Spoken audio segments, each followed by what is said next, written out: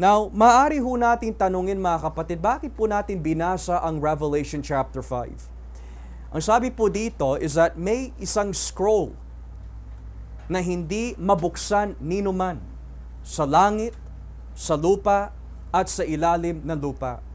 At ang ibig sabihin po ng scroll po na ito mga kapatid, sa loob ng scrollyo, sa loob po na nakasulat po doon sa kasulatan na yan, ay nakapaloob po the history of all humanity and the history of what is to come.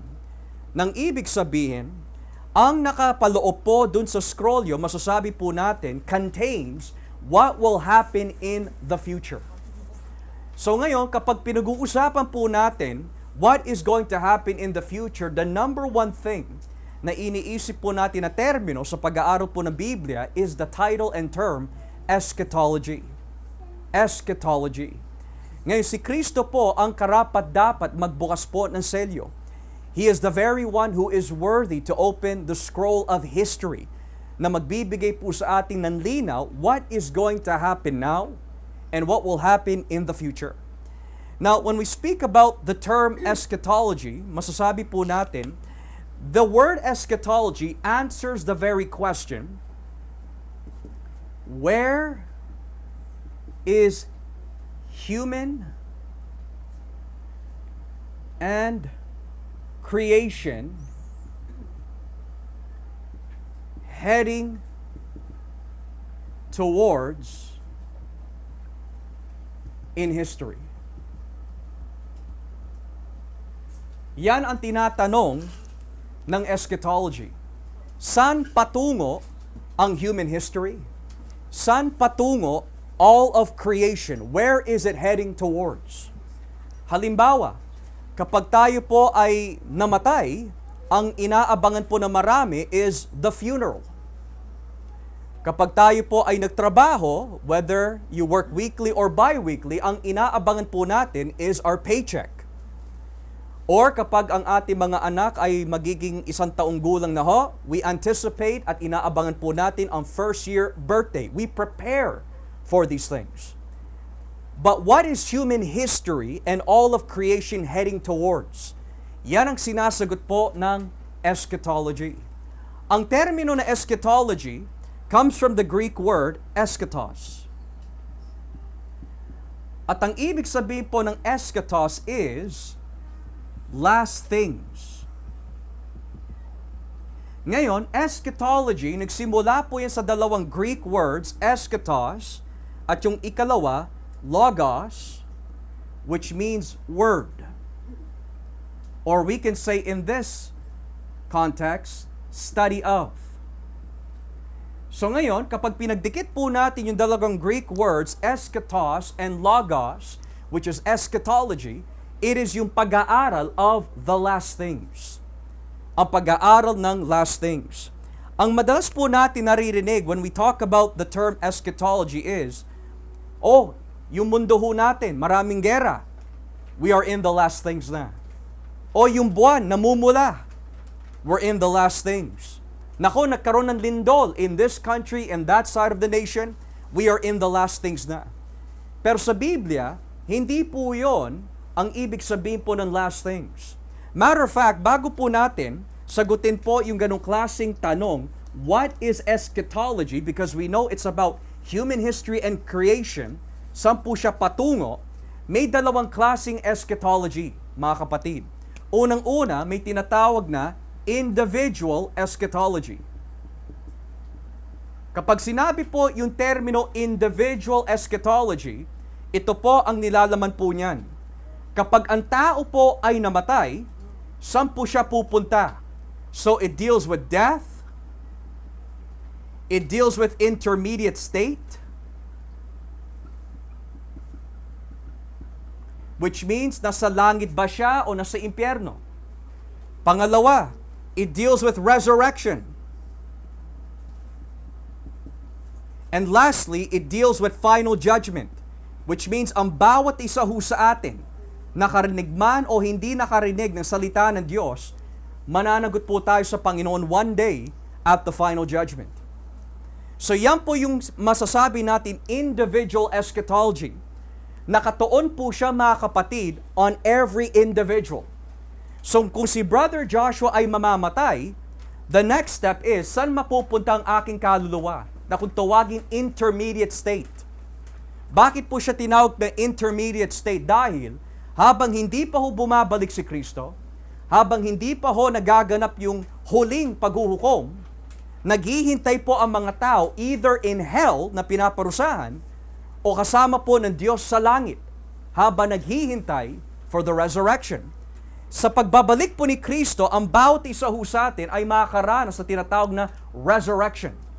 Kung tayo po ay mamamatay po ngayon at hindi pa ho bumabalik si Kristo, sa kanyang pagbabalik, sabi ng Biblia, bubuhayin po tayo muli. Nabubuhayin po tayo whether we are in hell or whether in heaven, bubuhayin ang ating mga pisikal na katawan at bibigyan po tayo ng isang katawan na hindi na masisira. Pero ang pinakanakatakot po dito o ang pinakamasaya ho dito is this. Pagkatapos po ng resurrection, the final judgment na.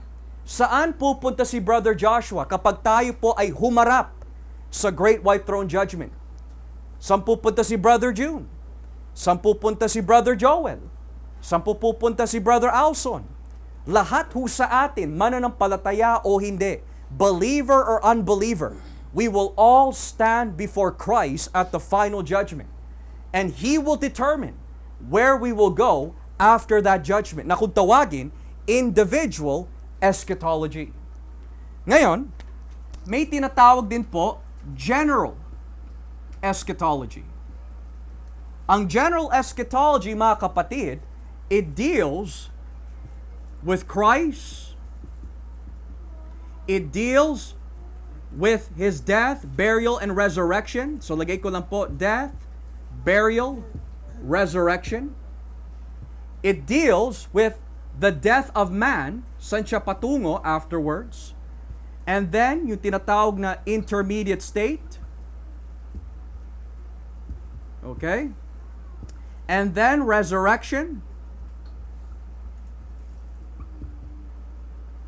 And then, final judgment. Or we could even include the coming of Christ in between intermediate and resurrection.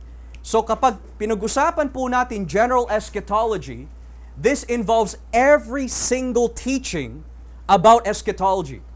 The second coming of Christ, the kingdom of God, the final judgment, the rapture of the church. Nagahari ba si Kristo ngayon o hindi siya nagahari? So kapag sinabi general, hindi lang siya sa tao nakafocus, kundi nakafocus po siya sa lahat na nakatali sa pag-aaral ng eschatology. So alin po sa dalawang ito ang pag-aaralan po natin itong gabi? Ang pag-aaralan po natin is general eschatology.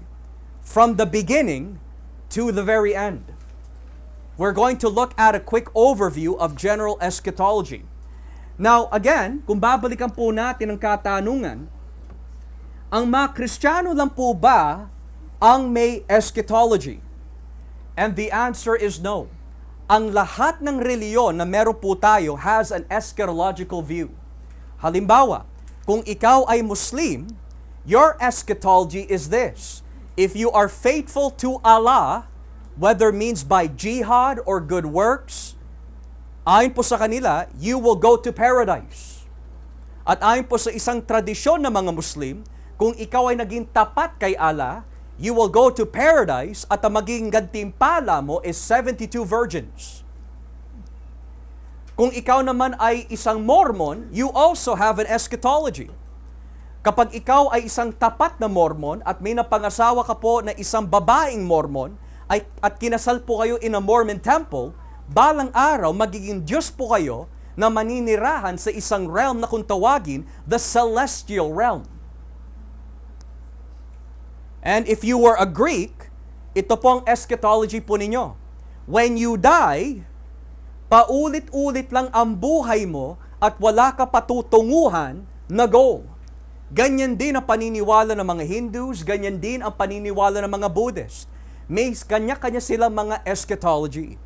Pero para sa atin bilang mga Kristiyano, may eschatology po tayo.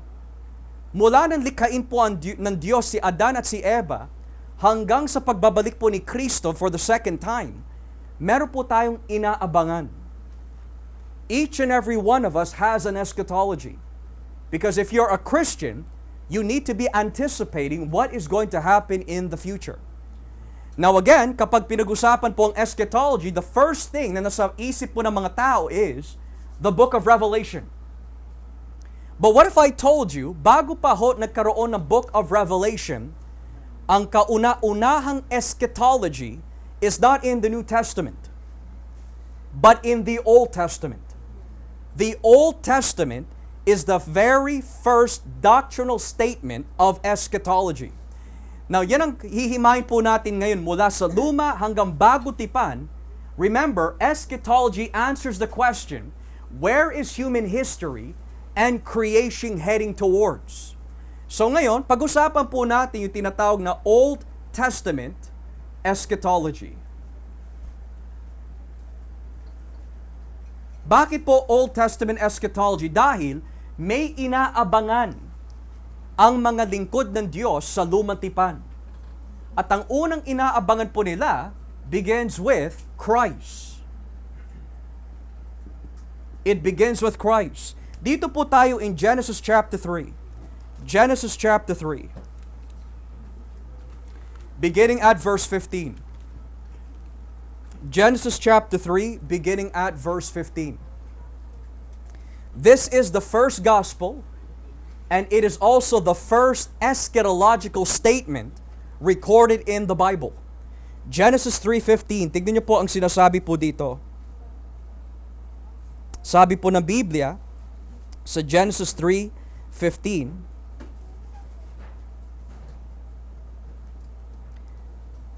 ikaw at ang babae ay mag-aaway. Ang lahi mo at ang lahi niya ay mag-aaway din. Dudurugin niya ang ulo mo at tutuklawin mo ang sakong niya. Ulitin ko po. And I will put enmity between you and the woman, and between your offspring and hers. He will crush your head, and you will crush his heel. Sino yung he na tinutukoy po dito? Sino yung he na inaabangan ng mga lumang tipan na pinabanal ng Diyos? Moreover, in chapter 49, kung babasahin po natin, Genesis chapter 49, may inaabangan po sila. Genesis 49, beginning at verse 10. Genesis 49, talatang Gs. Tignan niyo po sinasabi dito. Patuloy kang mamumuno, Huda. Magmumula sa mga lahi mo ang magiging mga pinuno. Kaya magbibigay ng buwis sa iyo ang mga bansa at susunod sila sa iyo. In English, the scepter will not depart from Judah, nor the ruler's staff from between his feet, until he to whom it belongs shall come, and the obedience of the nation shall be his. So let's pause here. Dalawang teksto na in the book of Genesis ang nagbanggit ng salitang his and he.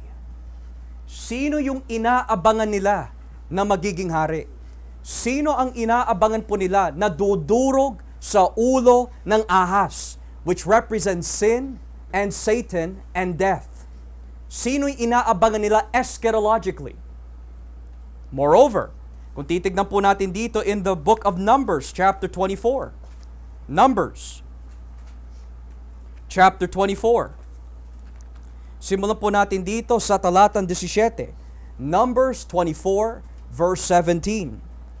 Numbers 24, verse 17.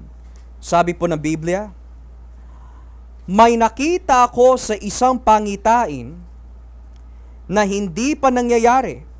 Sa hinaharap, mamamahala ang isang hari sa Israel mula sa lahi ni Jacob. Ibabaksak niya ang mga Moabita at ang lahat ng lahi ni Seth. In English, it says here very clearly, I see him, but not now. I behold him, but not near. A star will come out of Jacob. A scepter will rise out of Israel. He will crush the foreheads of Moab, the skulls of all the people of Sheth. So again, what does it have in common with the other two verses na binasa po natin? May binabanggit na he, may binabanggit na him na darating. Ngayon, pagdating po sa Deuteronomio, Kapitulo 18, Deuteronomy chapter 18, look what it says here. Deuteronomy chapter 18, let's begin here in verse 15. Deuteronomy 18, verse 15. Tignan niyo po sinasabi dito. Sa halip, magpapadala sa inyo ang Panginoon na iyong Diyos ng isang propeta na mula sa inyo at kadugo ninyo tulad ko, at kailangang makinig kayo sa Kanya. Now, ibaba po natin ang basa sa talatang 18. Baba po natin ang basa sa talatang 18, verse 18. Magpapadala ako sa kanila ng isang propeta na mula sa kanila, at kadugo nila tulad mo. Ipasasabi ko sa kanya ang lahat ng gusto kong sabihin sa kanila. Parurusahan ko ang sino mang hindi makikinig sa aking mga salita na sinasabi ng propeta na ito sa pamagitan ng aking pangalan. So again, what do you frequently see? May darating na dudurog. He will crush the head of the serpent. He will be the scepter. He will be that star. He will be that prophet. Old Testament eschatology teaches us, may inaabangan po sila thousands of years ago na may darating na Kristo. Pangalawa, ang inaabangan din po ng mga lumang tipan na saints is the kingdom of God. The kingdom of God. Basahin po natin dito mga kapatid sa aklat ng ikalawang Samuel chapter 7. 2 Samuel chapter 7, beginning at verse 12. Ikalawang Samuel kapitulo 7, talatang 12. 2 Samuel chapter 7, verse 12. Tignan niyo po ang nakalagay. Kapag namatay ka at ilibing kasama ng mga ninuno mo, ipapalit ko sa iyo ang isa sa mga anak mo at patatatagin ko ang kaharian niya. Siya ang magpapatayo ng templo para sa karangalan ng aking pangalan, at titiyakin ko na ang kanyang angkan ang maghahari magpakailanman. So dito may nakikita po tayo that may lilitaw isang lalaki, isang tao, isang magiging hari mula sa lahi ni Haring David na magpapatuloy ng kanyang kaharian. Kaya lang, ang kaharian na itatayo nitong lalaking ito, kailanmay hindi magigiba. There is a kingdom of God na inaabangan ng mga Old Testament saints. Bukod pa ho dito, kung babasahin po natin mga kapatid sa Isaiah chapter 9. Isaiah chapter 9, beginning at verse 6. Isaiah, kapitulo 9, verse 6. Tignan niyo po sinasabi ng Biblia, Isaiah chapter 9, verse 6. Sabi po na salita ng Diyos, ipapanganak ang isang batang lalaki na maghahari sa amin. Tatawagin siyang kahanga-hangang tagapayo, makapangyarihang Diyos, walang hanggang Ama, at prinsipe ng kapayapaan. Hindi magwawakas ang pag-unlad ng kanyang pamamahala, at maghahari ang kapayapaan. Siya ang magmamana ng kaharian ni David. Patatatagin niya ito at paghahari ang may katarungan at katwiran magpakailanman. Sisiguraduhin ng Panginoon makapangyarihan na matutupad ito. So napakalinaw. Mula sa angkan ni David, may darating who is Almighty God ang pangalan po niya. He is Mighty Savior ang pangalan po niya. Everlasting Father ang itatawag ho sa kanya. At siya po ang magpapatuloy ng kaharian at kailanmay hindi ito magigiba. Kaya pagdating po sa aklat ng Daniel Kapitulo 2, the book of Daniel, chapter 2, verse 4, Daniel Kapitulo 2, tignan niyo po yung mga iba pang mga teksto na inaabangan eschatologically ng mga sinuunang Kristiyano. Daniel chapter 2, beginning at verse 44. Daniel chapter 2, verse 44. Tignan niyo po ang nakalagay po dito. Sa panahon ng mga haring ito, ang Diyos sa langit ay magtatayo ng isang kaharian na hindi babaksak kailanman. Hindi ito matatalo ng alinmang kaharian, kundi wawasakin pa niya ang lahat ng kaharian at mananatili ito magpakailanman. Again, inulit na naman. There is a coming kingdom na darating. Chapter 7 ng aklat ng Daniel. Daniel chapter 7, talatang 13. Daniel chapter 7, talatang 13. Tignan niyo po ang nakalagay dito. Pagkatapos, nakita ko ang parang tao na pinaliligiran ng ulap. Dumapit siya sa Diyos na nabubuhay magpakailanman. Pinarangalan siya at binigyan ng kapangyarihang maghari at naglingkod sa kanya ang lahat ng tao sa iba't ibang bansa, lahi at wika. Ang paghahari niya ay walang hanggan at walang makakapagbaksak ng kaharian niya. So ngayon, ano po ang binabanggit po ng the kingdom of God? May magtatayo ng isang kaharian na kailanmay hindi babaksak. At ano po ang tawag po sa kaharian po na yon? Well, ang sabi po dito, may parang tao. Sa New Testament, ano po ang tawag kay Jesucristo?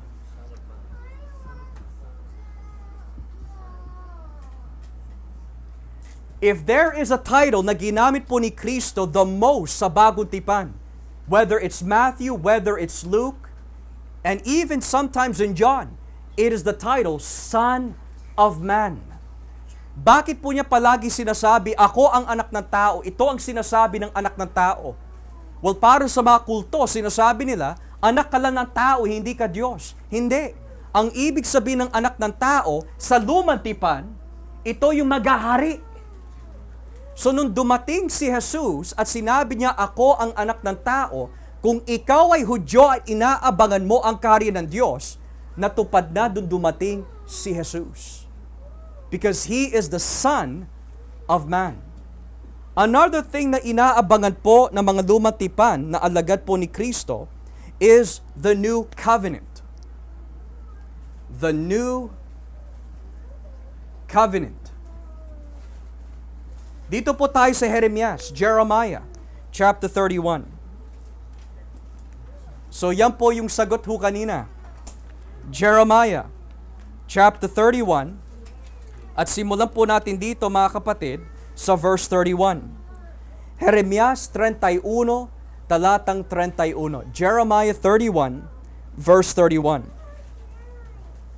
Sinabi pa ng Panginoon, darating ang panahon na gagawa ako ng bagong kasunduan sa mga taga-Israel at taga-Huda. At hindi ito katulad ng unang kasunduan na ginawa ko sa kanilang mga ninuno noong pinatnubayan ko sila sa paglabas sa Egypto. Kahit na ako'y parang asawa nila, hindi nila tinupad ang una naming kasunduan. Sinasabi pa ng Panginoon, ito ang bagong kasunduan na gagawin ko sa mga mamamayan ng Israel pagdating ng araw na iyon. Itatanim ko sa isipan nila ang utos ko at isusulat ko ito sa mga puso nila. So napakalinaw, may darating na bagong tipan, bagong kasunduan na hindi natupad in the Old Testament, but they were anticipating it. Dito po tayo sa chapter 32 ng Jeremiah. Chapter 32, talatang 40. Chapter 32, verse 40. Jeremiah 32, verse 40. Tignan niyo po ang sinasabi po dito. Gagawa ako na walang hanggang kasunduan sa kanila, na patuloy akong gagawa ng mabuti sa kanila. Bibigyan ko sila ng hangaring gumalang sa akin, para hindi na sila dumayo sa akin. So napakalinaw, chapter 31, magkakaroon ng bagong kasunduan. Chapter 32, inulat na naman, magkakaroon ng bagong kasunduan. At ano pong nilalaman ng bagong kasunduan? Isang kasunduan na tutulong ho na mamumuhay kay Kristo, mamumuhay kay Yahweh, na mapapalitan na ang kanilang mga puso. Kaya tignan niyo yung sinabi ni Ezekiel dito sa Ezekiel 36. Ezekiel chapter 36, tignan niyo po ang nakalagay dito. Ezekiel 36, talatang 26. Ezekiel 36, verse 26. Ezekiel 36, verse 26. Tignan niyo ha. Bibigyan ko kayo ng bagong puso at bagong espiritu, at ang matitigas ninyong puso ay magiging puso masunurin. Ibibigay ko rin sa inyo ang aking espiritu para maingat ninyong masunod ang mga utos ko at mga tuntunin. Titira kayo sa lupaing ibinigay ko sa inyong mga ninuno. Magiging mga mamamayan ko kayo at magiging Diyos ninyo ako. So ano po ang nilalaman ng bagong kasunduan na darating? Magkakaroon po ang mga tao ng bagong puso, magkakaroon po sila ng bagong espiritu upang makasunod sa Diyos. Yan po ay hindi naganap sa lumang tipan, pero inaabangan po nila eschatologically. Another thing na inaabangan po of the Old Testament is the outpouring of the Holy Spirit. So number 4, the outpouring of the Spirit. Nabasa po natin kanina, bibigyan po ng Diyos tayo ng panibagong espiritu. Pero tingnan niyo sinabi ni Joel dito sa Joel chapter 2. Joel chapter 2, simulan po natin mga kapatid, dito sa talatang 28. Joel chapter 2, verse 28.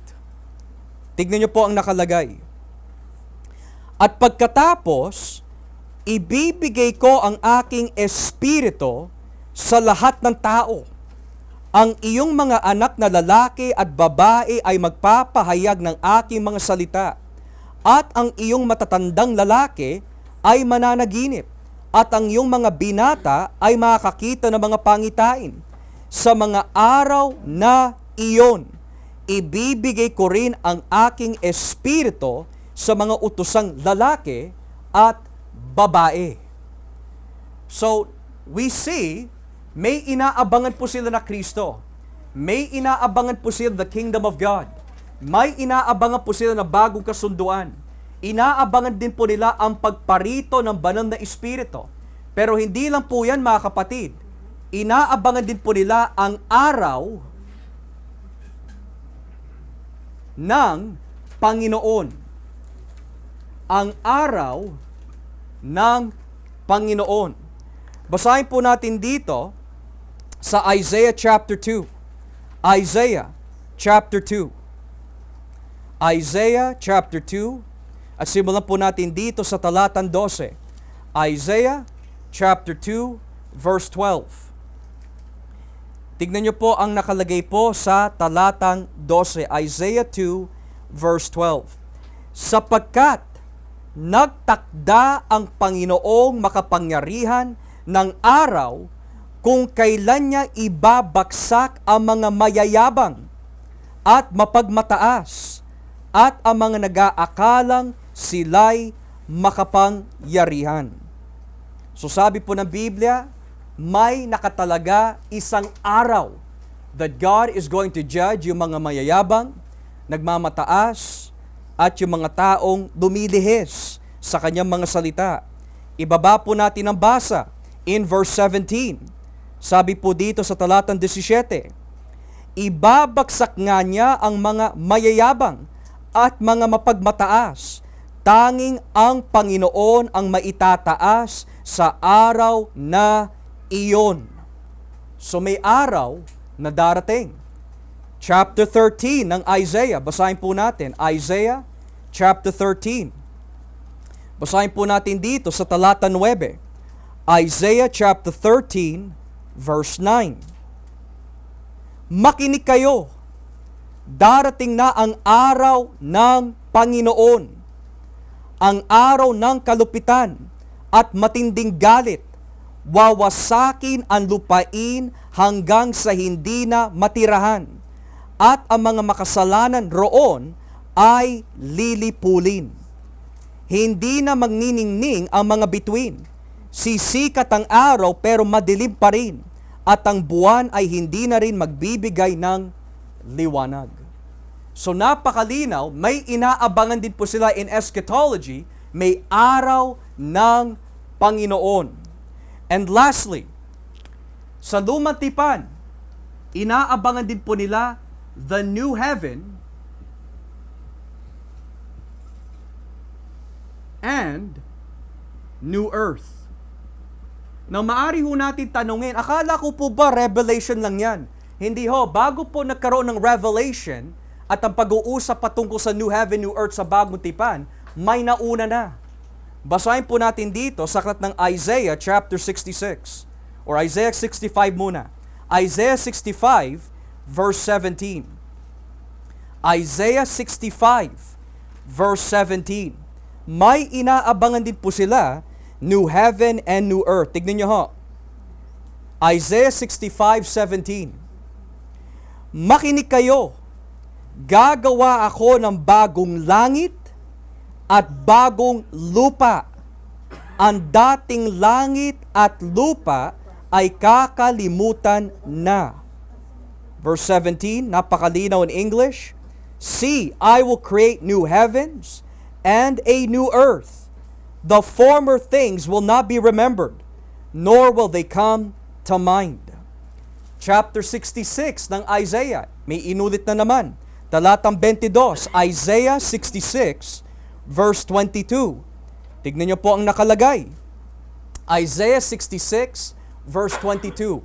Sabi po ng Biblia, sinabi pa ng Panginoon, kung papaanong ang bagong langit at ang bagong lupa na aking gagawin ay mananatili magpakailanman, ang iyong lahi ay mananatili rin magpakailanman, at hindi kayo makakalimutan.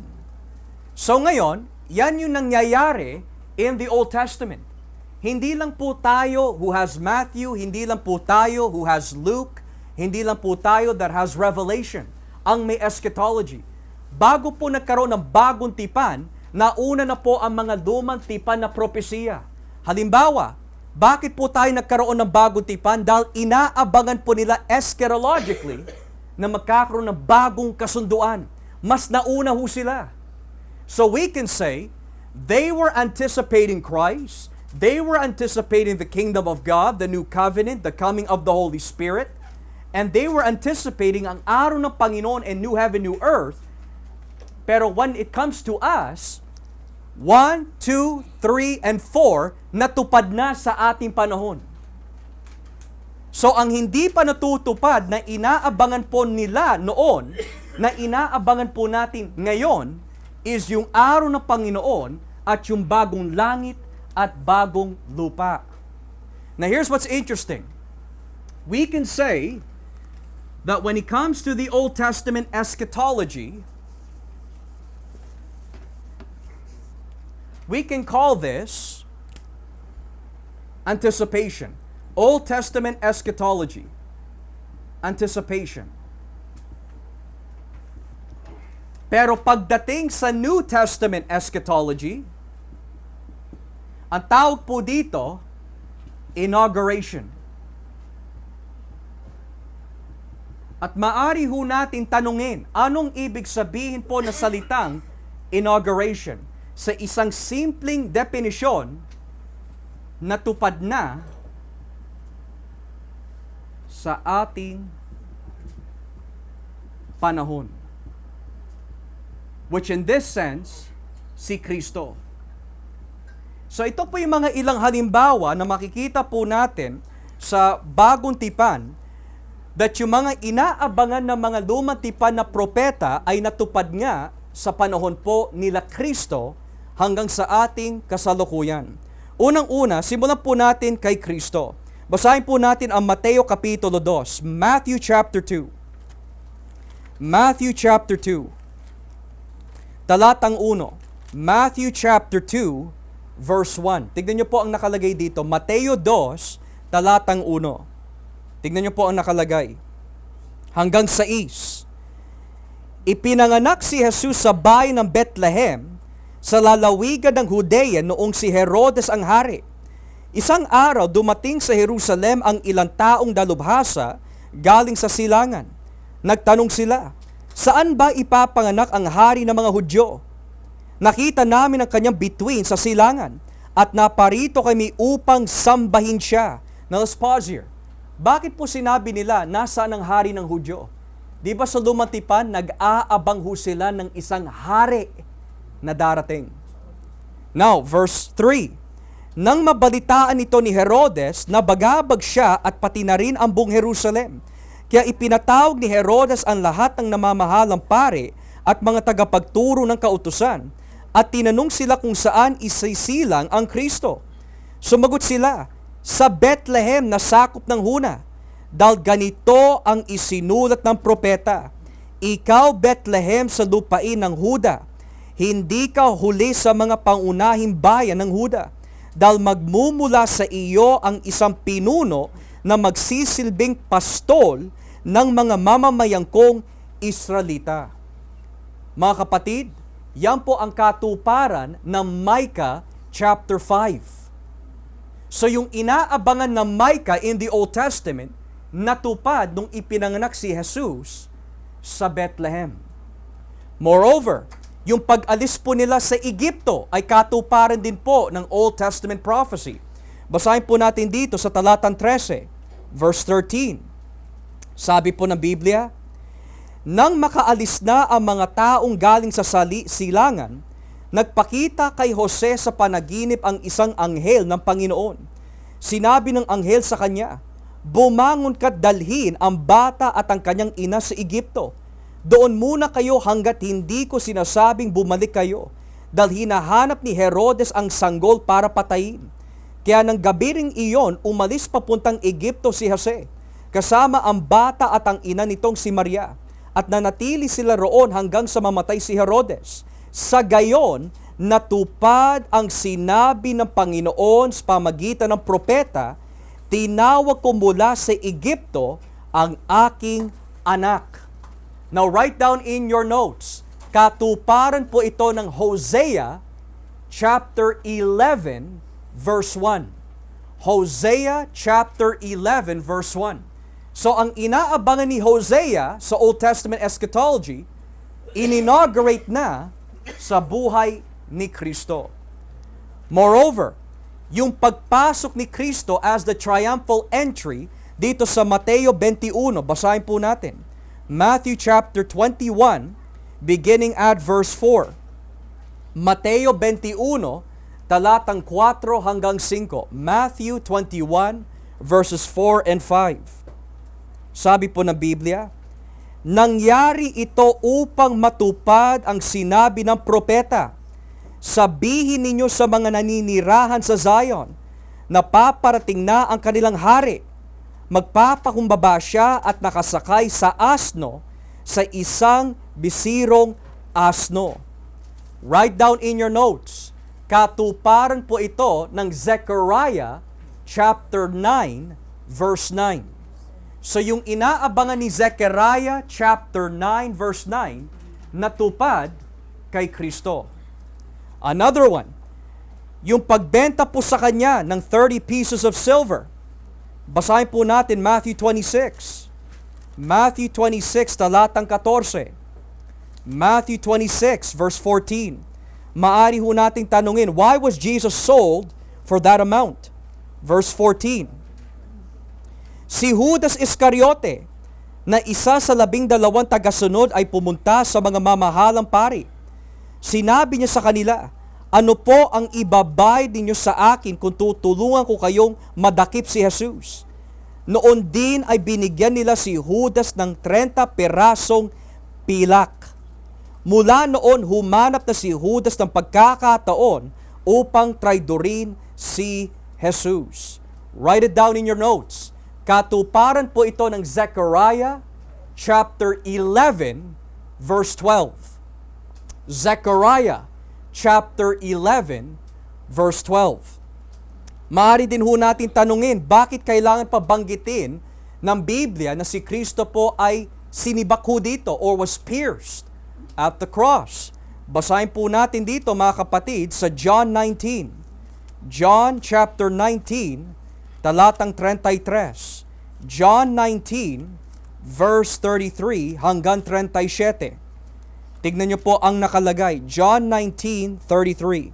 Sabi po ng Biblia, pero pagdating nila kay Jesus, nakita nilang patay na siya. Kaya hindi na nila binali ang mga binti niya. That's a fulfillment of Psalms. Sa halip, sinaksak ng sibat ng isa sa kanila ang tagiliran ni Jesus at biglang dumaloy ang dugo at tubig. Nakita ko mismo ang mga pangyayari at isinalaysay ko ito sa inyo. Totoong nangyari ito kaya alam kong totoo ang mga sinasabi ko. Nangyari ang mga bagay na ito upang matupad ang sinasabi sa kasulatan. Walang mababali ni isa man sa kanyang mga buto. Sinasabi rin isa pang bahagi ng kasulatan. Pinagmamasdan nila ang taong sinaksak nila. Mga kapatid, yan po ay katuparan ng Zechariah chapter 12 verse 10. Zechariah chapter 12 verse 10. Now, saan po nilibing si Jesus? Sa libingan ng mahihirap o libingan ng mayaman? Bakit kailangan banggitin ng Biblia na siya po ay inilibing sa libingan ng mayaman? Dahil ito ay katuparan ng Isaiah chapter 53 verse 9. Isaiah 53 verse 9 na ang lingkod ni Yahweh ay inilibing sa libingan ng isang mayaman. So we see here mga kapatid, napakaraming mga teksto na tumutukoy po kay Kristo. Ngayon, kung titignan po natin ang ikalawang bahagi, ano po ang tinuturo ng New Testament eschatology pagdating po sa kaharian ng Diyos? Diba natatandaan po natin sa Lumang Tipan, inaabangan po nila ang kaharian ng Diyos. So para sa kanila, ang kaharian ng Diyos ay pisikal, literal, tatad ng ginto. Pero ano po ang kaharian ng Diyos in New Testament eschatology? Simulan po natin dito sa Mateo 3, talatang 1. Matthew chapter 3, beginning at verse 1. The kingdom of God is at hand. Tignan niyo ho. Dumating ang panahon na si Juan na tagapagbautismo ay pumunta at nangaral sa ilang ng Judea. Ito ang kanyang sinasabi, magsisi na kayo sa iyong mga kasalanan dahil malapit na ang paghahari ng Diyos. Mark chapter 1, basahin po natin, Marcos kapitulo 1. Tignan niyo po sinabi ni Kristo in verse 14. Marcos 1, talatang 14. Tignan niyo ho, Mark 1, verse 14. Sabi po ng Biblia, nang mabilanggo si Juan na tagapagbautismo, pumunta si Jesus sa Galilea at ipinangaral doon ang magandang balita na mula sa Diyos. Sinabi niya, dumating na ang takdang panahon. And then he goes on to say, malapit na ang paghahari ng Diyos. Pagsisihan na ninyo ang iyong mga kasalanan at maniwala kayo sa magandang balita. So yung inaabangan nila, darating ang kaharian ng Diyos. Ito ay literal. Ito ay hindi magigiba. Para sa mga Hudyo, literal na building ho ito. Pero hindi nila nakita, pagdating ng bagong tipan, yung pagpasok pa lang po ni Kristo sa kanyang ministeryo, doon na nagsimula ang kaharian ng Diyos. Kaya basahin po natin ang Mateo kapitulo 12. Mateo 12. Natatandaan niyo po yung blasphemy of the Holy Spirit? Tignan nyo yung Mateo 12:27. Matthew 12 verse 27. Tignan nyo ho, Matthew 12:27. At kung si Satanas nga ang nagbigay sa akin ng kapangyarihan magpalayas ng masamang espiritu, sino naman ang nagbigay ng kapangyarihan sa mga tagasunod ninyo na magpalayas din ng masamang espiritu? Sila na rin ang nagpapatunay na mali kayo. Ngayon, kung nagpapalayas ako ng masamang espiritu sa pamagitan ng Espiritu ng Diyos, nangangahulugan lamang na dumating na sa inyo ang paghahari ng Diyos. So kailan po ito natupad? 2,000 years ago. Di ba sa ating mga naririnig, hindi pa dumarating ang kaharian ng Diyos. Kailangan muna magkaroon ng rapture, dadaan ka ng 7 taon na tribulation, sa second coming ni Kristo, doon pa lang niya ilalagay ang kaharian ng Diyos. Dito pa lang, ayon sa Mateo 12, nung nagpapalayas na po ng demonyo si Kristo, yun na po ang senyales at katibayan, narito na ang kaharian ng Diyos. Ang kaharian ng Diyos na inaabangan ng mga lumang tipan na propeta, akala nila pisikal. Pero hindi nila naunawaan ang kaharian ng Diyos sa bago tipan na natupad na ay hindi pisikal kundi spiritual. Narito na ang kaharian ng Diyos. Moreover, sa Lucas 17, paano niya pinakita ang kanyang kaharian? Lucas 17, Luke chapter 17, talatang 20. Lucas 17, talatang 20, paano po niya ipinakita ang kaharian ng Diyos? Luke 17 verse 20. Minsan, tinanong ng mga Pariseo si Jesus kung kailan magsisimula ang paghahari ng Diyos. Sumagot siya, walang makikita palatandaan na nagsisimula na ang paghahari ng Diyos. Kaya walang makapagsasabing, dito maghahari ang Diyos o doon siya maghahari. Dahil naghahari na ang Diyos sa puso ninyo. Now mga kapatid, paano ho natin alam na narito na po ang kaharian ng Diyos? Kapag ang buhay po natin ay binabago na ng Diyos, ang kaharian po niya ay hindi pisikal, ang kaharian po niya ay ang puso natin. Kaya ho natin siya tinatawag Panginoon dahil ito ang kanyang kaharian. Yun ang ibig sabihin nun. Bakit ba natin sinasabi, Panginoon, sinasamba kita? Dahil dito na siya naghahari. Ang inaabangan nila, literal, sa Jerusalem gagawin. Pero hindi nila nakita yung spiritual na implication na hindi literal na kaharian ang eschatological view ng Old Testament, kundi sa buhay ng mga tao. At bakit po sinabi ni Jesus, naghahari na ako sa puso ninyo? Dahil sa lumang tipan, ano po ang inaabangan nila? Magkakaroon ng bagong kasunduan na magbibigay ng panibagong puso. So ngayon kapag nababago na ang ating puso, dumating na ang kaharian ng Diyos. Napakalinaw ng itinuturo po ng Biblia.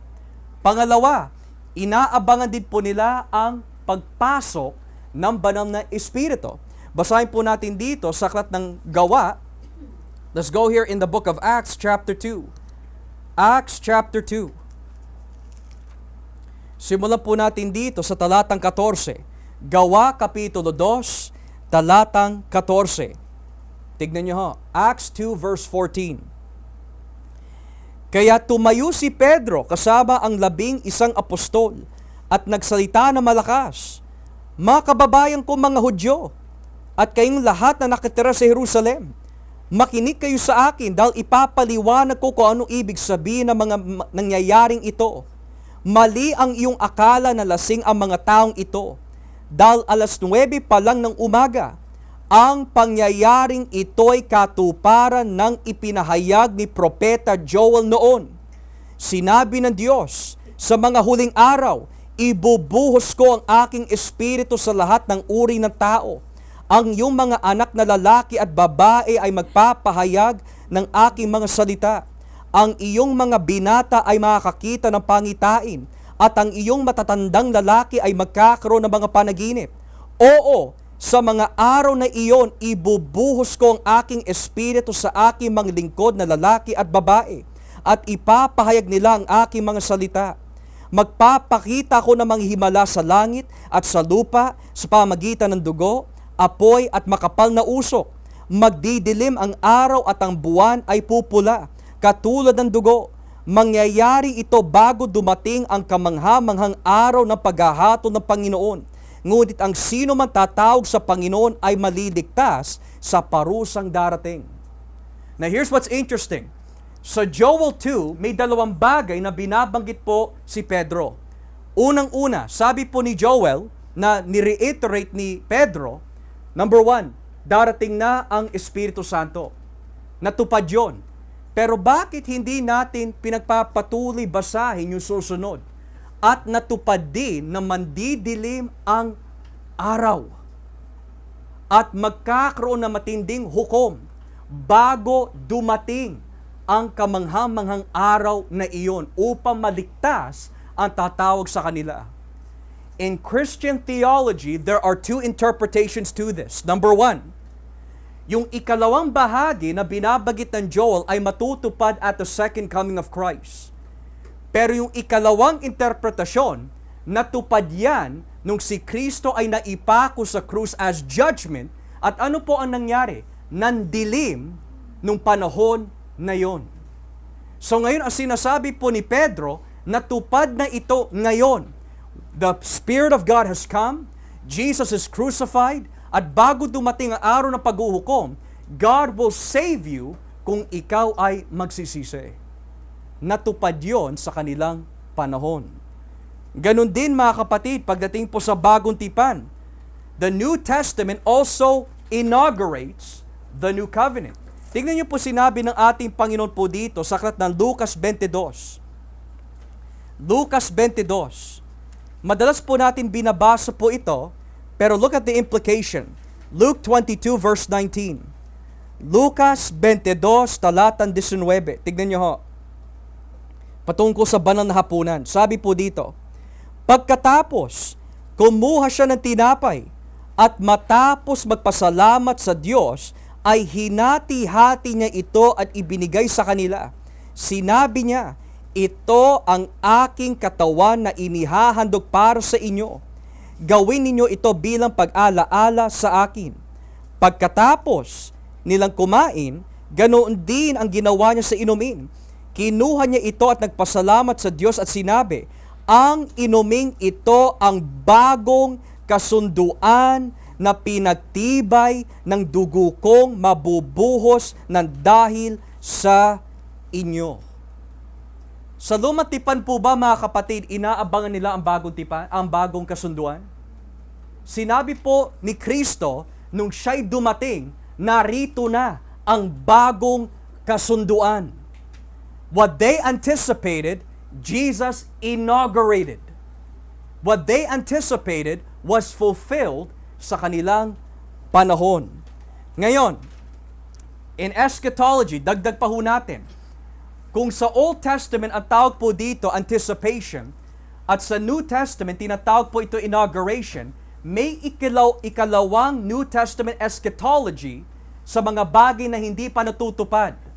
Kung ang inauguration tinatawag po natupad na, ano naman po ang tawag sa New Testament eschatology na hindi pa natutupad? The not yet, or kung tawagin, age to come. So look at this. Anticipation. Natupad na ang anticipation. Pero may natitirang pang mga bagay na hindi pa dumarating na darating po sa susunod na panahon na hindi natin alam kung kailan mangyayari ho yun. Let's begin with the last days. Let's go to John chapter 4. Last days. John chapter 4, or John chapter 6, I'm sorry. John chapter 6, talatang 39. John chapter 6, talatang 39. Tignan niyo po ang sinasabi dito. Juan 6:39.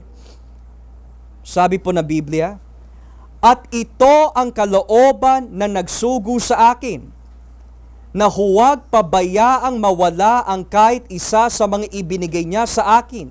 Sa halip, ay bubuhayin ko silang muli sa huling araw. Talatang 40, sapagkat kalooban ng aking Ama na ang lahat ng kumikilala at sumasampalataya sa anak ay magkaroon ng buhay na walang hanggan, at bubuhayin ko silang muli sa huling araw. Talatang 44, verse 44, walang makakalapit sa akin, maliban kung papalapitin siya ng Amang nagsugo sa akin, at ang mga lalapit sa akin ay bubuhayin kong muli sa huling araw. Talatang 54, verse 54. Verse 54, tignan nyo ha. Sabi po dito sa talatang 54, pero ang kumakain ng aking katawan at umiinom ng aking dugo ay may buhay na walang hanggan, at bubuhayin ko siyang muli sa huling araw. So hindi natin pwede sabihin na tupad na yan. It is still coming. Chapter 11, basahin po natin. Chapter 11, talatang 24. Chapter 11, talatang 24.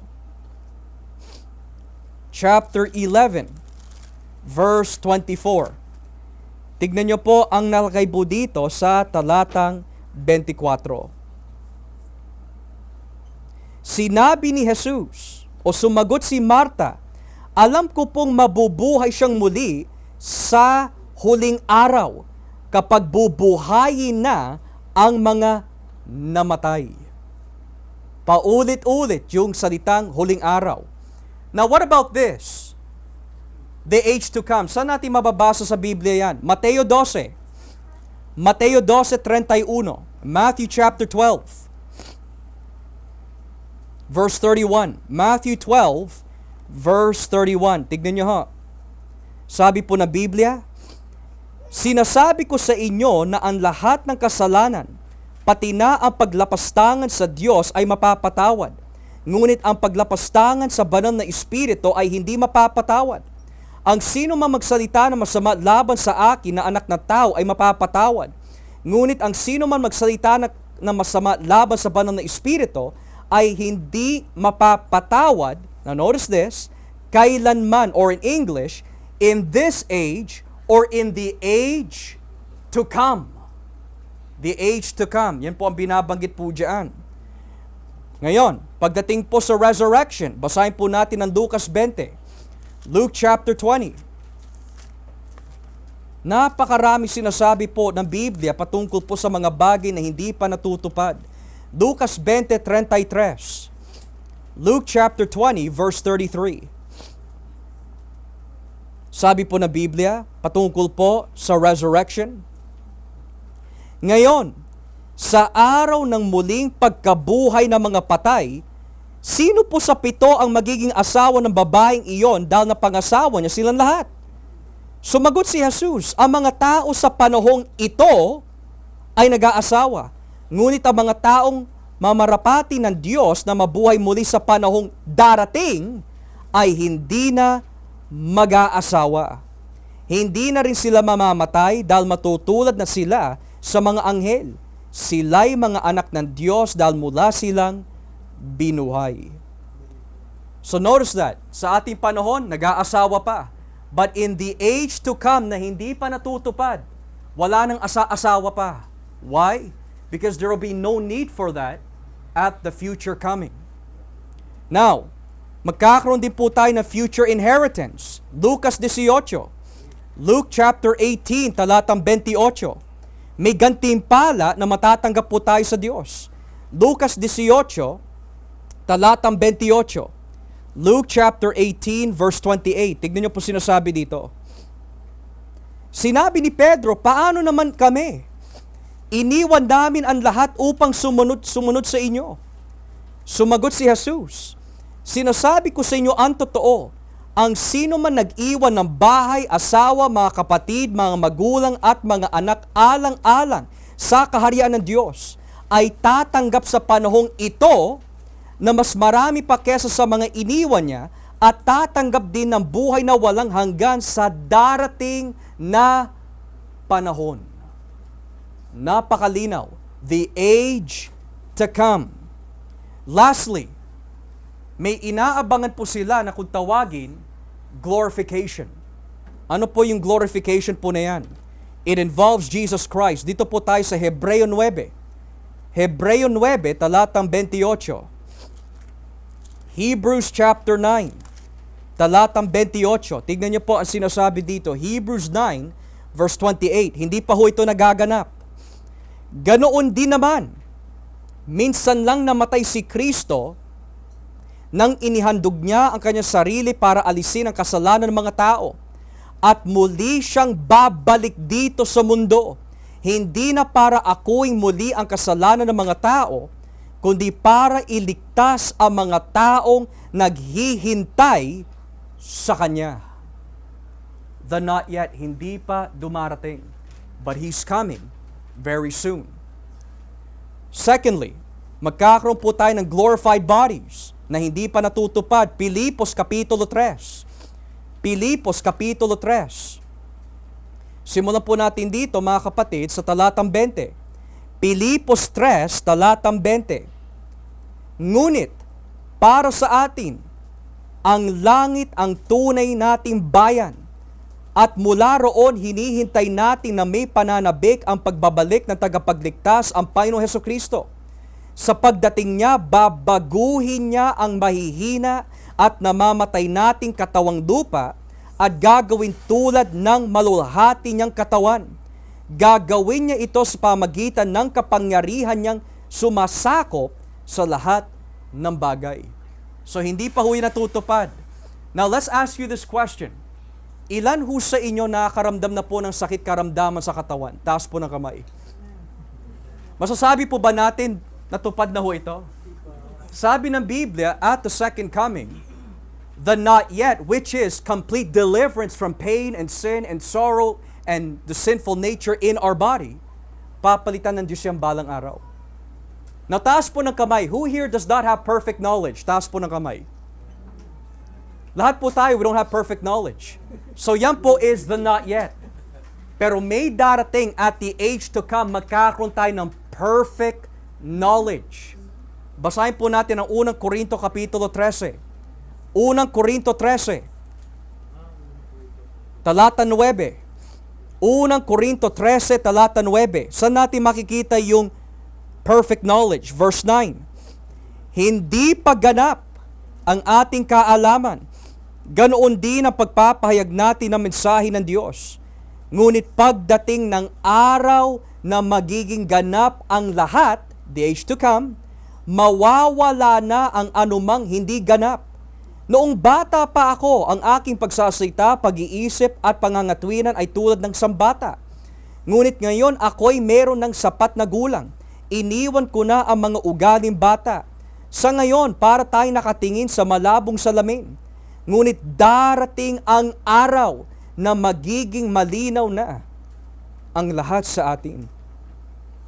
Bahagya lamang ang ating nalalaman sa ngayon. Ngunit darating ang araw na malalaman natin ang lahat tulad ng pagkakaalam sa atin ng Diyos. So ano po yung tinutukoy dito na hindi pagganap? We do not fully understand the person of Jesus. Pero when He comes back, we will see Him face to face. Unang Juan Kapitulo 3, basahin po natin. 1 John chapter 3. Unang Juan Kapitulo 3. Tignan niyo po sinasabi po dito sa talatang 2. Unang Juan 3:2. 1 John 3 verse 2. Mga minamahal, mga anak na tayo ng Diyos, ngunit hindi pa naihahayag kung magiging ano tayo sa hinaharap.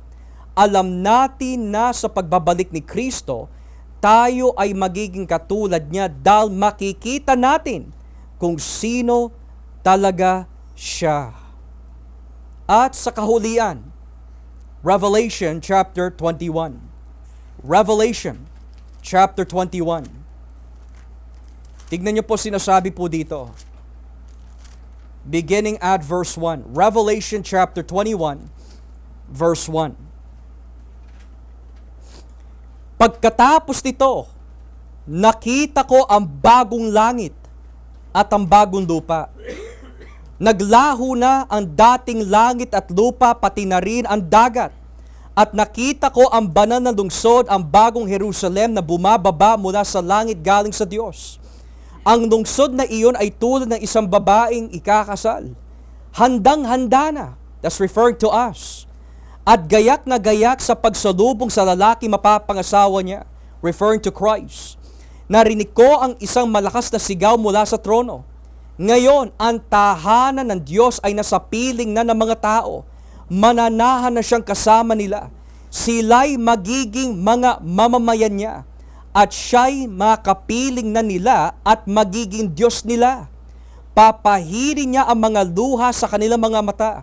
Wala ng kamatayan, kalungkutan, iyakan o sakit, sapagkat lumipas na ang dating kalagayan. At sinabi ng nakaupo sa trono, binabago ko na ngayon ang lahat ng bagay. At sinabi niya sa akin, isulat mo ang sinasabi ko dahil totoo ito at maasahan. At sinabi pa niya, naganap na ang lahat. Ako ang Alpha at ang Omega. Notice this. Notice that key words. Natupad na ang lahat. Mula sa anticipation hanggang inauguration, ang inaabangan na lang po natin in prophetical doctrine in the Bible ay yung mga bagay na darating. So, kung titignan po natin mga kapatid, bago po tayo matapos, in the Old Testament, di ba nakalagay po doon in Isaiah, gagawa ko ng bagong langit at bagong lupa? What if I told you sa panahon ni Abraham, yun na po ang kanilang inaabangan? Pati si Abraham mismo, inaabangan po niya ang bagong langit at bagong lupa. Pero saan natin mababasa yun sa bagong tipan? Hebreo Kapitulo 11. Hebreo 11. Hindi lang si Isaiah, pati na rin si Abraham, inaabangan po niya. Hebreo 11, talatan Gs. Hebrews chapter 11, beginning at verse 10. Tignan niyo ho. Sabi po ng Biblia, sapagkat ang talagang inaasahan ni Abraham ay isang lungsod ng may matibay na pundasyon na ang Diyos mismo ang nagplano at nagtayo. So sa madaling salita, buburahin ko na ho ito, ano po ang itsura ng ating timeline when it comes to eschatology? Kasi natupad na ang mga ilang propesiya eh. So nasa na po tayo in the eschatological timeline? This is how it looks like mga kapatid. May tinatawag na past age. Ito yung unang first coming of Christ. So lahat ng binabanggit po dito in the past age is Old Testament prophecy. At nandito rin po yung tinatawag na creation. Subalit, nung dumating na po si Kristo, yung mga bagay na ina-anticipate, nung pumasok na po dito, na iba na, naging inaugurated na. Ngayon, nandito ho tayo mga kapatid. Pero may darating na panahon, the age to come. Second coming of Christ. At dyan po matutupad, age to come. Last days, na kung tawagin mga huling araw. And then, or last day rather, and we can say, new. Nandito ho tayo. Pero sinabi mismo ng Panginoon, yung araw na yon, yung panahon na yan, walang nakakaalam. So ano ang dapat po nating gawin habang nandito po tayo? Nagtatapat sa Diyos.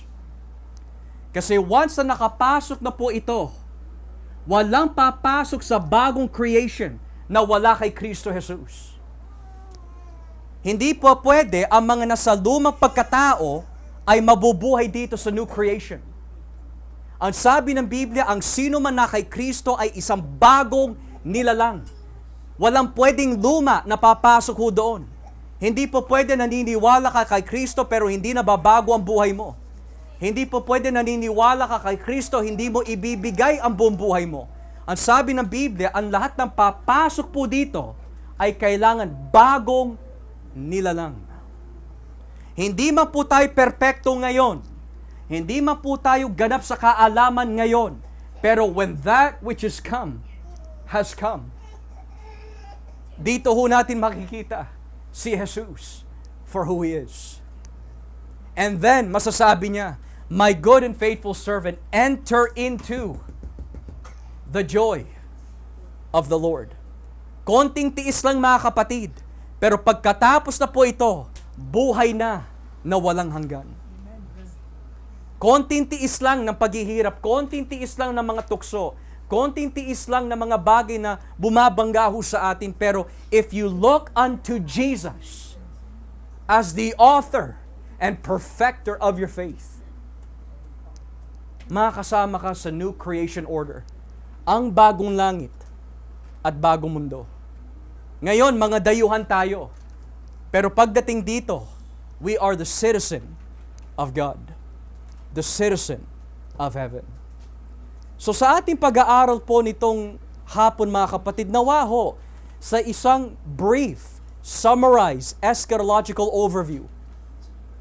At least nakita na ho natin yung inaabangan ng dumatipan na tupad na sa panahon ni Kristo at sa ating panahon. Narito na po ang kaharian ng Diyos. Pero yung kaharian po na yan, masasabi po natin, is partial. Yung mga kabuuan po nito will come at the age to come. So habang hindi pa ho bumabalik ang Panginoon, sabi ng Biblia, magtapat ka, manatili ka sa Kanya, paglingkuran mo siya, ibigay mo buong buhay mo sa Kanya dahil walang kotse, walang bahay, walang pera, walang kayamanan dito sa kasalukuyan na matitira pagdating sa age to come. Susunugin ng Diyos ang lahat ng bagay because I will make all things new. Kaya nawa po nitong hapon, meron po tayo natutunan mga kapatid.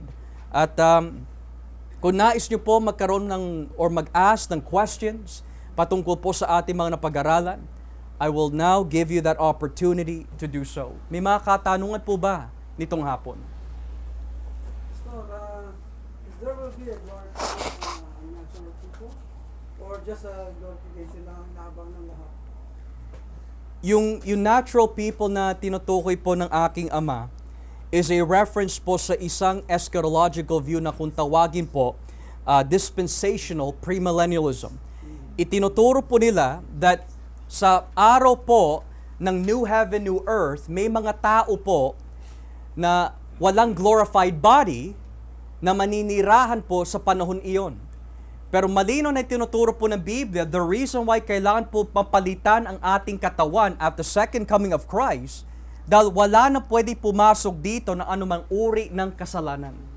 So having a natural body is not fit for the age to come.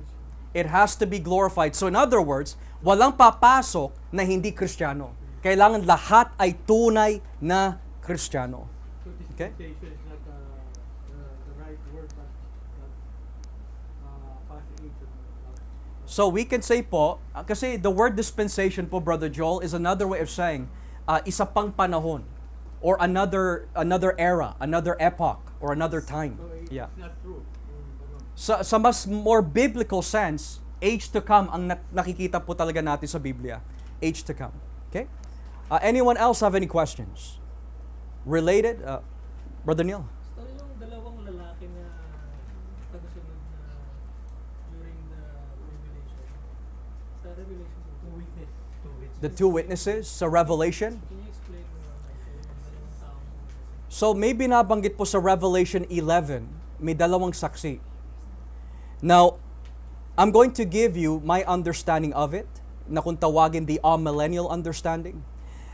Sa Revelation 11, may binabanggit dalawang saksi na magpapatotoo for a certain amount of days, possibly about 3.5 years, if I'm not mistaken. And for after those 3.5 years, sila po ay papatayin, ilalatag ang kanilang mga katawan sa daan ng Jerusalem, at magdidiwang ang mga tao dahil ang mga ito ay nagparusa sa kanila dahil sa kanilang likong pamumuhay. And then pagkalipas po ng 3.5 days, sila po ay iakyat na po sa langit. Ngayon, in the history of the ancient church, there has been speculation na yung dalawang saksi po na yan is Moses and Elijah. Meron naman naniniwala it is Melchizedek and Elijah. Meron naman naniniwala it is Enoch and Elijah. Bakit po si Enoch and Elijah? Dahil sila lang po yung dalawang propeta na hindi nakaranas ng physical death. Dinala sila sa langit. Genesis 5, after 300 years, kinuha na po si Enoch. Elijah, inakyat po sa langit in a chariot of fire. Ngayon, yung mga naniniwala naman po na si Moises at si Elijah is due to the fact yung naganap po sa Matthew 17 sa Transfiguration Mount. Nung ipinakita po ni Kristo ang kanyang kadakilaan, sino po yung dalawa na kasama ho niya? Moses and Elijah. Pero taking the amillennial view, might be possible that it's not Elijah who's coming back. Bakit po? Dahil natupad na po yung propesya na yon kay John the Baptist. That's in Matthew 11 and Matthew 14. Si Kristo mismo nagsabi, dumating na si Elias through John the Baptist. Ngayon ho, the second view is, or the view here is, it cannot be Elijah, but it must be a reference to the church. So ang nilalarawan po ng dalawang saksi ayon sa amillennial view is the church, both Jews and Gentiles. But here's the question, bakit dalawa? Dahil sabi ng Biblia, ang sino man magpapatotoo ay kailangang magpatotoo with 1 or 2 witnesses. So that can either refer to the Jewish church and the Gentile church o maari yung patotoo ng universal church. Na ano pong nilalarawan po ng resurrection? It's another way of saying that throughout history, the church bilang symbolism of 2 witnesses ay nagpapatotoo at hanggang ngayon, even then, hanggang ngayon, pinapatay pa rin tayo because of our testimony. So Revelation 11 yon. Pero pagdating sa Revelation 12, nakalagay, the accuser of the brethren who accuses the saints has now been cast down because they overcame him by the blood of the Lamb and the word of their testimony. Ano po ba yung word of the testimony ng Revelation 11? Yung patotoo ng mga saksi. Kung yun ay tumutukoy sa iglesia, pagdating sa Revelation 12, kasama na po nila ang Panginoon dahil nagwagi na si Kristo sa pamagitan ng kanilang patotoo. So that's the amillennial view. Pero there is a great debate kung sino po talaga ang dalawang saksi. So we believe yung churches yun. It's a great possibility it's the church, kuya. Why? Because ang Book of Revelation, tad po ng apocalyptic imagery. So kapag sinabi po natin yung dalawang saksi ay literal na dalawang saksi, pati yung ahas ay literal. Pati yung espada na lumalabas sa bibig ni Kristo ay literal. We have to be careful with the imagery. May apocalyptic context siya. So that's the amillennial view. Yeah. So Okay. really it's pastor, it's like we battle through yung tribulation. Yes, we are in that tribulation. Kasi sabi po ni Kristo, you will have great tribulation, but be of good cheer. I have overcome the world. Ang lahat na maglilingkod kay Kristo ay uusigin, ang sabi ni Pablo. So we're in the tribulation. Yeah. Brother Joel. Regarding to sa pastor, di ba sabi nga, ang Diyos daw ay Diyos ng layunin. So, bakit dinala ng Panginoon Si Elijah. si Elijah ng At si buhay, Enoch. at si Enoch? Ano ba layunin ng Diyos? So, may sinasabi po din ang Biblia na may mga layunin ang Diyos na hindi niya po ipinapaalam mo sa atin. So, ito po yung paborito po ninyo verse, Brother Joel. Deuteronomio 29:29. Yun po ang sagot ho doon. Yun po ang sagot ho doon. Okay? Yes. Pastor, yung teaching na 7 years great tribulation. So, right now we're already on a tribulation, right? So, tama ba yung teaching na yun? The 7 years? 7 years. Okay. So yung 7-year Great Tribulation, lagay ko na muna ho dito, Saan po ba nauso yung tinatawag na 7-year Great Tribulation na pinanghahawakan ng Western culture? Daniel 9:24 to 27. Particularly, verse 27 ho yan. Ngayon, ayon po sa Daniel nakalagay, 1 week. Ngayon, para sa iba, yun 1 week can either mean days, pero the way that Daniel uses it, maaari yung week na tinutukoy po dito is years. So kung a week is years, what is 1 week? How many days are there in a week? 7. So kung yung week po dito is a reference to years, it's 7 years sa kanilang pananaw. So sa kanilang paniniwala, they teach that darating muna po ang ating Panginoon Jesucristo, and then darating po ang Antikristo, tapos titigilin po niya yung tinatawag po na sacrifice sa loob ng templo, and then after that, darating at babalik na muli again si Jesus. Pero we have to understand that the book of Daniel, may kinalaman po ito sa historical context. For example, kung babasahin po natin ang Daniel chapter 9, look at the specifics in Daniel chapter 9.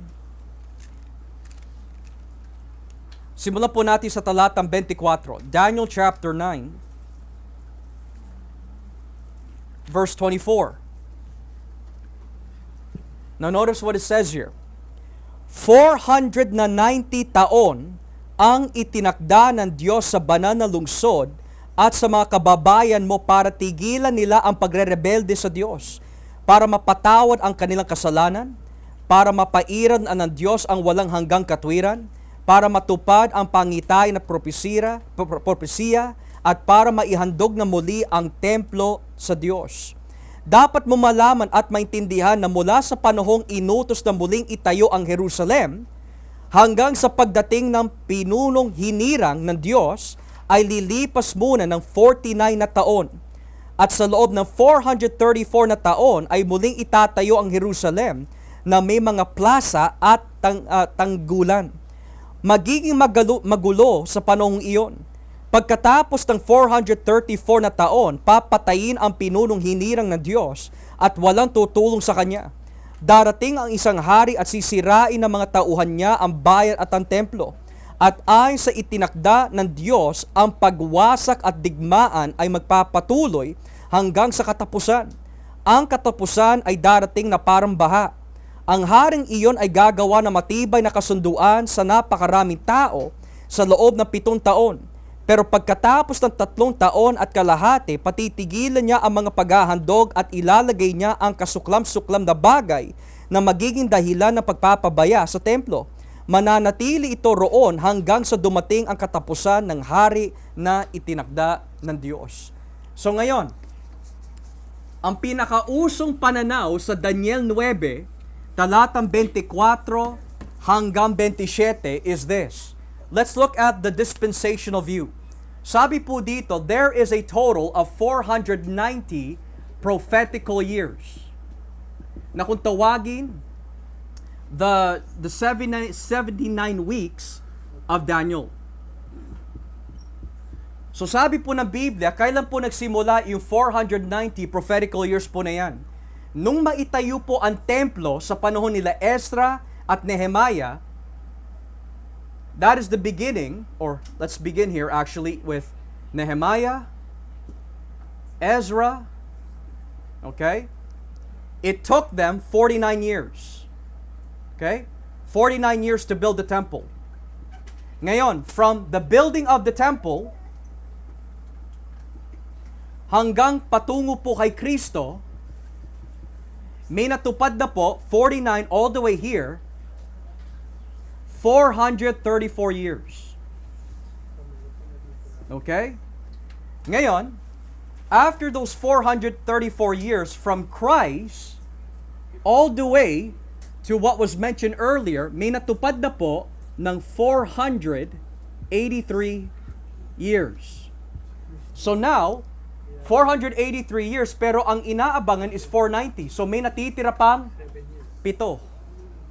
So ngayon, ang ginagawa po ng iba is that, yung natitirang 483, dito po nila kinukuha sa verse 26 and 27. Sa pagitan ng kasunduan, which is the 1 week, babaliin ng sinumang babali po nun. So they view this as, week means years, Therefore, 7 years. So, diyan po nila nakuha yung 7 years at inilalagay po nila dito para makumpleto ho ito. Pero, remember, this is in Daniel.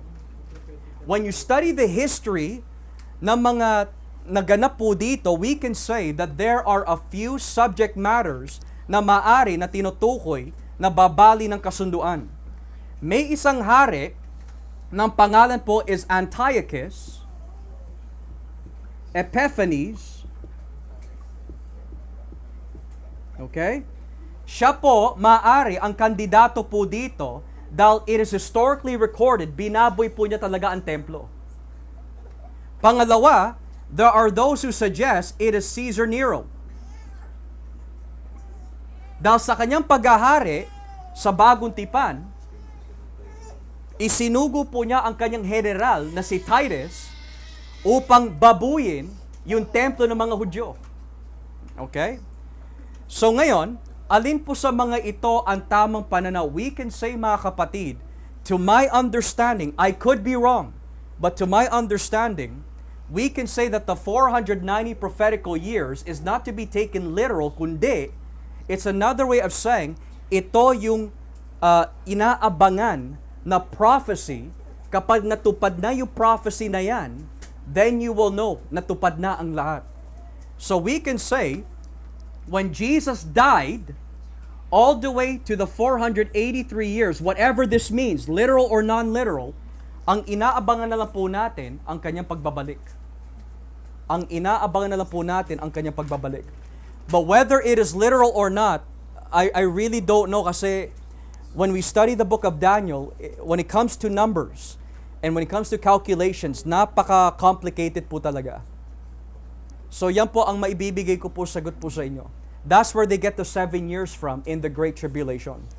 Pero we can say that yung Great Tribulation, yan po ay hindi titigil hanggat hindi pa bumabalik si Kristo. So it can't be just 7 years. It has to be longer. So meaning to say, do you believe na Antichrist nandiyan na? It's possible po. It's possible. The spirit of Antichrist is working. And I want to also give you information, mga kapatid. Sa pag-aaral din po na eschatology, may mga naniniwala na ang Antikristo ay hindi isang persona, kundi siya ho ay isang organization. Organization po siya. Yan po ay pinangahawakan ng mga Reformed theologians tulad nila Herman Bavinck. Meron naman naniniwala na siya ay persona tulad nila Louis Berkhoff and others. But whatever the case might be, whoever that Antichrist is, ang sabi ng Biblia, he is coming or is already here. Okay? Anyone else po have any questions? Anyone else? Brother Joel. Yung pang 490 na yan, Pastor, ano yan, masasabi pa natin, kasi very complicated nga eh. No? Kaya ba pwedeng maging parang, ano tawag ito? Hindi yung figure of speech o baka May symbolism po. may symbolism. It's greatly possible kasi ang book of Daniel also has apocalyptic literature in it. Yun nga eh. Yeah. So it's greatly possible. Tulad po nito, may nakita po siya statue na iba-ibang kulay. Yung pala ang nilalarawan nun is bawat empire na maghahari sa mga Israelita. And then may nakita po siya mga iba-ibang klase mga hayop. May leopardo, may oso, may leon. Yung palang nilalarawan nun is the Medo-Persian Empire, Grecian Empire, Babylonian Empire. So it's possible that it is figurative. Symbolism po siya. Yeah. Okay. Anyone else have any questions? Related or unrelated? May mga katanungan po ba tayo? Okay. Going once? Going twice? Well, mga kapatid, kung ito po ay naging klaro at malinaw ho sa atin, I pray and hope that even if we study all this, ang pinaka-importante po talaga, are you ready for the coming of Jesus Christ? Inaabangan mo ba ang pagbabalik ni Kristo? Kasi kapag iba ang inaabangan ho natin, kaawa-awa ka. Pero kung aabangan mo ang Panginoon ng buong katapatan at buong puso, sabi ng Biblia, He will come for those who are waiting for Him. as we kindly give our doxology nitong hapon.